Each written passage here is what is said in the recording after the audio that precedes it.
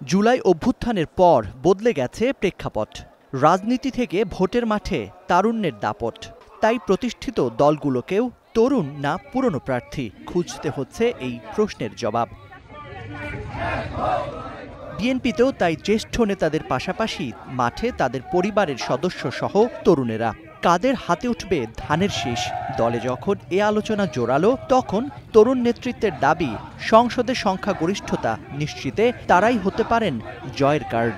যে আমার বাবার সন্তান যখন আমাকে শোনে, তখন ন্যাচারালি মানুষ প্রথম থেকেই বলে যে শাহজাহান সাহেবের ছেলেকে দিয়ে এই অপকর্মটা হবে না। দলের কাছে প্রত্যাশা অবশ্যই আপনারা বিএনপির মধ্যে থেকে কাউকে দেবেন, কোনো অতিথি পাখিকে মনোনয়ন দেবার আপাতত চিন্তা করবেন, এটা গণমানুষের বিপক্ষে যেতে পারে।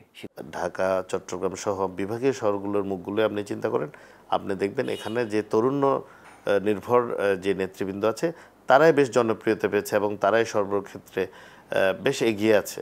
তো আমি মনে করি সবসময়, আবারও বলছি, অভিজ্ঞতাটাকে অবশ্যই আমাদের ওখান থেকে শিখতে হবে, আমাদের ওনার থেকে জানতে হবে, কিন্তু দেশকে এগিয়ে নিয়ে যাওয়ার ক্ষেত্রে তারুণ্যের শক্তির কোনো বিকল্প আছে বলে আমি মনে করি না।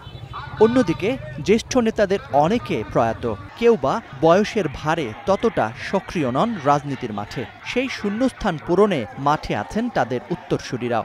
আমি কিন্তু কোনো এসেই যে কোনো বড় পদ পদবি নিয়েছি তা না। আমি আমার বাবার পাশে থেকে কাজ করেছি।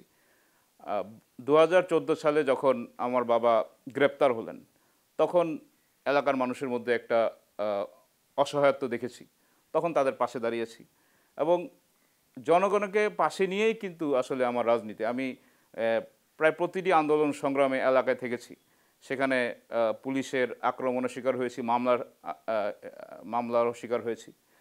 জনগণ বা মিরপুরের এলাকাবাসী আমাদেরকে বা আমাকে আমার বাবার উত্তরসূরি হিসাবে বা সন্তান হিসেবে আমাকে গ্রহণ করা, তাদের জন্য কোনো নতুন বা নেতিবাচক বা অন্য কোনো দৃষ্টিভঙ্গিতে তারা কখনোই নেয়নি।